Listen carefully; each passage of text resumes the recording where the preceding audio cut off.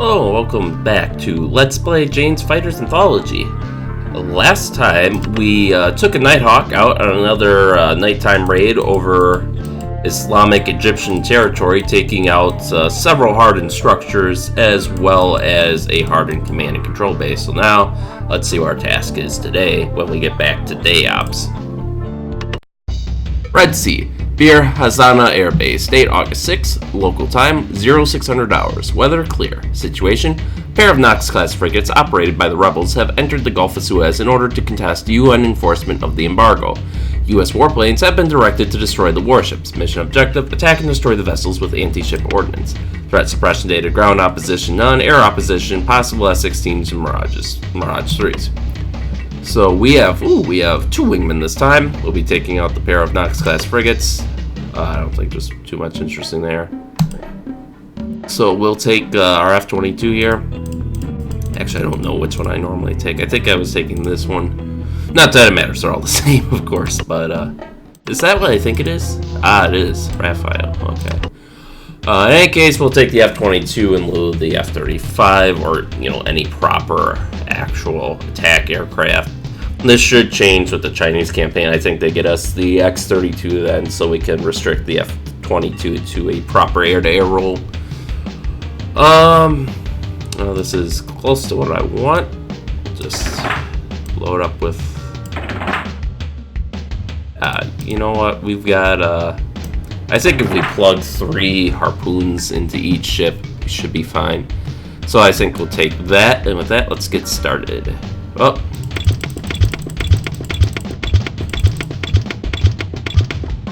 Lighten our load here, only take 70% fuel.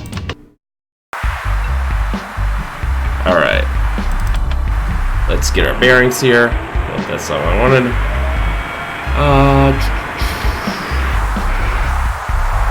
Here's our wingman. Looks like the waypoint has us gaining altitude, which is fine by me. Let's throw our IR sensor on before I forget. Gazelle, not too worried about him. He's actually more of a danger to my wingmates than he is to me, since the AI is pretty bad at fighting planes. Unless you give him, AMRAAMs or something with some decent range. Let's see, 2 Gazelles, some Mirage 2000s. 7 miles, please advise. Alright. 20 miles out. Okay, what do we got? F-16s. IFF comes back unknown, which means they're probably enemies.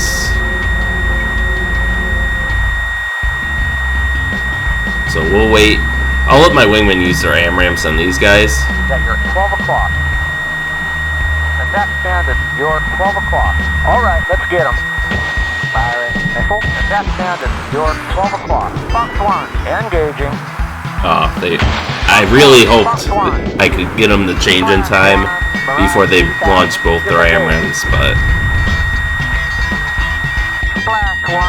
they still got their AIM-9Xs, which will be useful for the Gazelles, which are also not responding to IFF interrogation, so we can presume they are hostile. I'll actually send them after the Gazelles while I can take the F-16s here.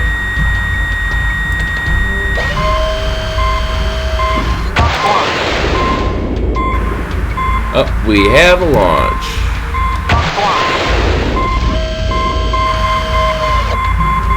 Activating jammers, going full throttle.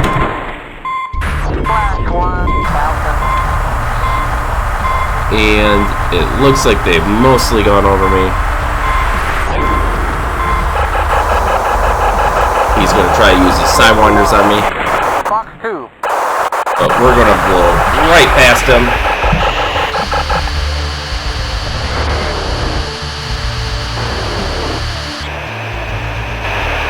And we're just going to get this guy into a gunfight.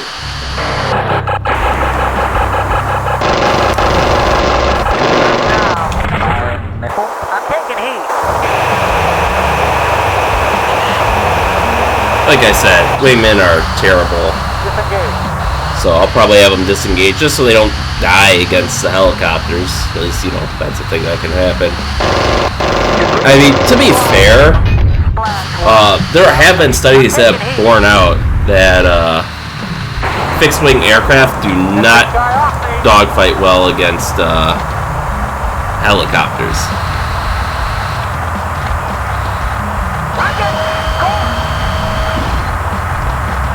Alright, let's do some boom and zoom on these guys.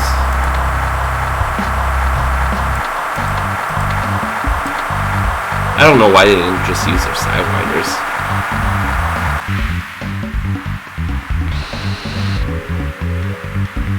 You got your 12 o'clock flow.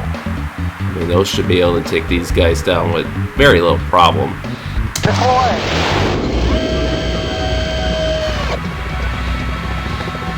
Or not. Who's down for the count? Alright, there's one. You guys can start your attack on the Knox. Engaging.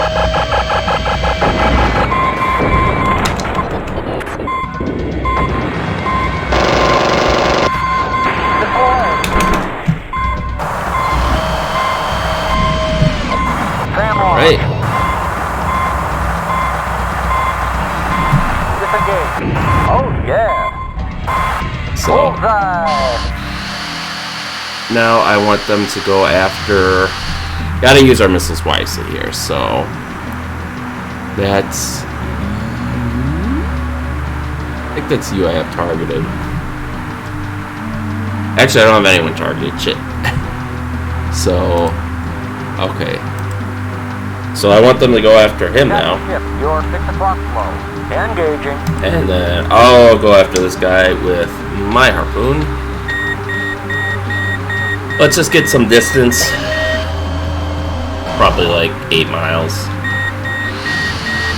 I like how these ships are turning in place on a dime too. I mean, excuse me, that's a thing. That's a problem with this game in general, but.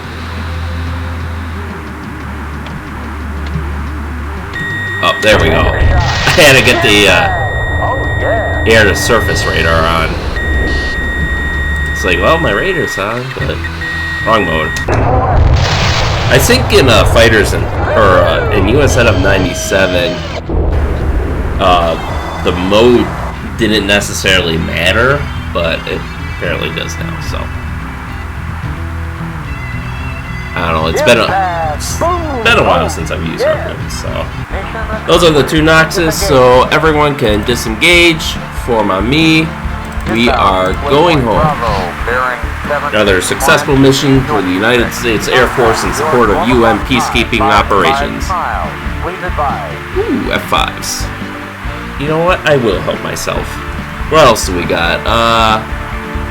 Oh yeah, these F5s.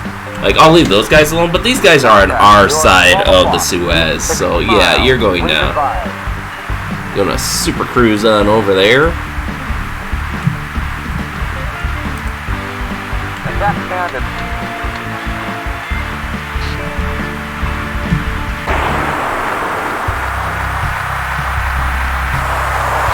Well, hello there.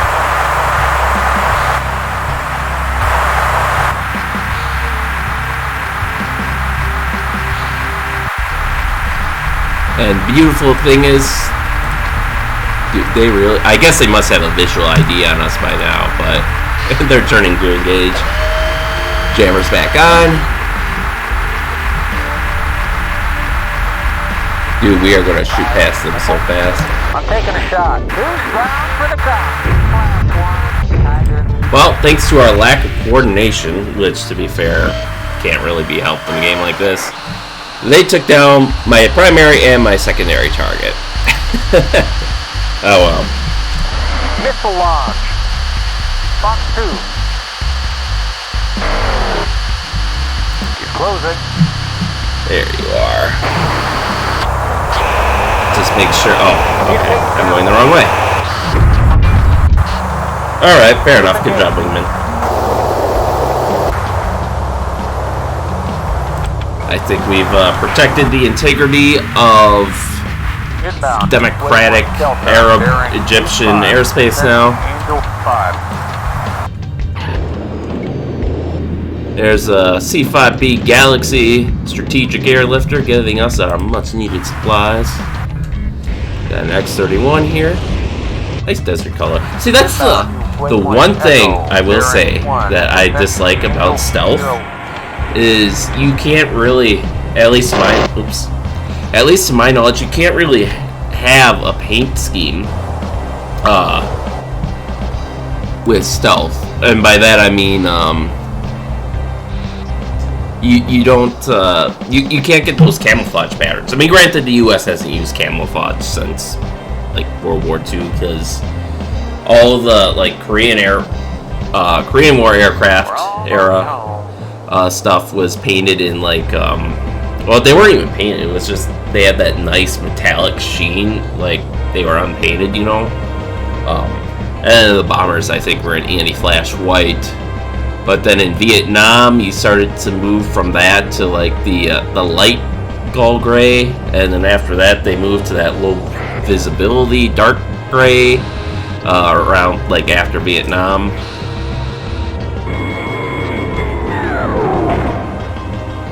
And so the U.S., with the exception of its aggressor squads, hasn't really, and you know, special events and stuff, hasn't really used camo for a while.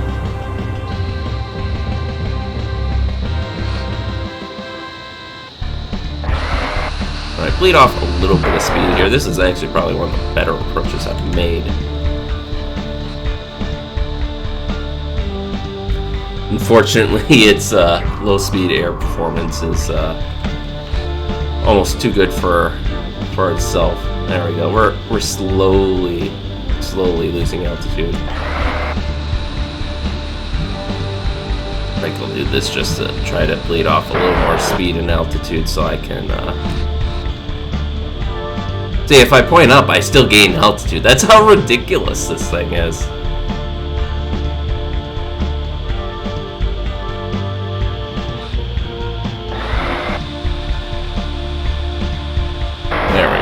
Now I think we're guaranteed to lose our altitude here.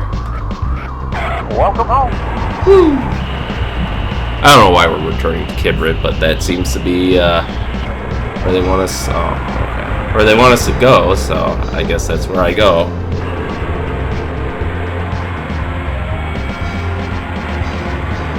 All right, so let's clear the field here, so that way we don't impede our wingmen, who are surely coming in for a landing now.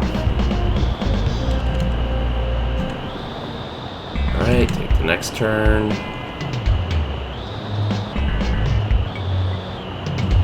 God, this makes me want to do some videos of the Winged series of education software. For those who don't know, it's basically like a military encyclopedia of aviation. They had a couple different versions, because I know the versions I got are very different than the ones I would get from like my local library back in the day, and those were different from the ones that I actually had at home, than the one I actually had at home. But it's basically like an interactive military encyclopedia, and if I could get them to run in the VM, but not very well. But I think I will go through those videos one day. I'm not sure how I'll format it, but they're very outdated because they're from like the early 90s, so they don't have a lot of information on the Soviets still, because of the Cold War like just ended, or was only over for like a year or two when they came out. But they're very nice. Like they have a World War II edition, which basically lets you like walk around the Enterprise kind of through a couple of hot spots, and then they have like a Korea Vietnam one, which again lets you walk around air bases of that era. They have a Gulf War one, which lets you walk around like a Russian air base. U.S.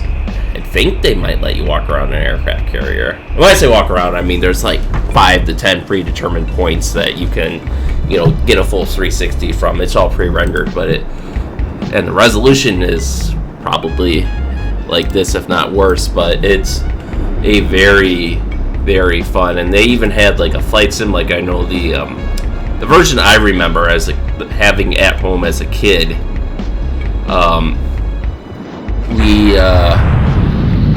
We had there was like an A-10 simulator. I think maybe even a couple other simulators packed into it as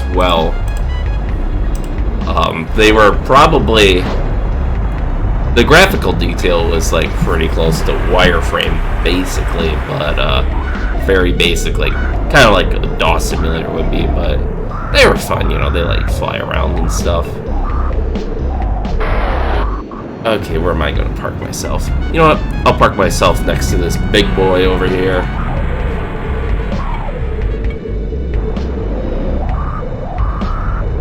I'll get right under his wing and hope that the hitboxes don't fuck me over.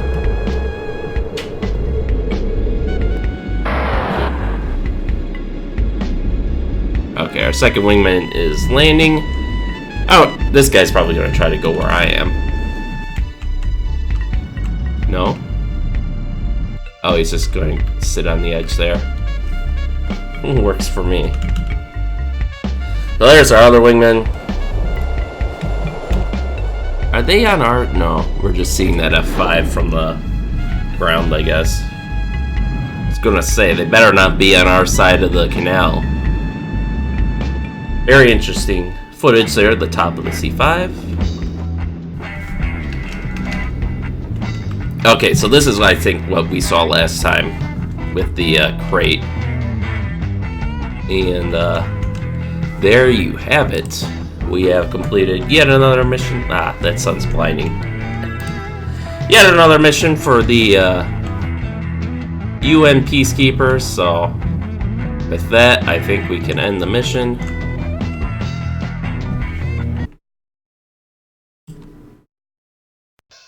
Debrief. Palooza Air Base, date August 6th. Mission Red Sea, resolution success. You destroy the frigates. Keep up the good work. So we destroyed the 2 targets. Our wingmen had, I think they both had around 38% damage, 33% damage. To our credit, we have 2 F-16s. Our wingmen have 3 F-5. They should. Wow, the one I keep forgetting this only takes in, I think, wingman 2. But so he's got 4 kills, of which 2 are actually, he probably got 2 F5s and 2 of the, were they Mirage 3s or Mirage 2000s? I can't remember.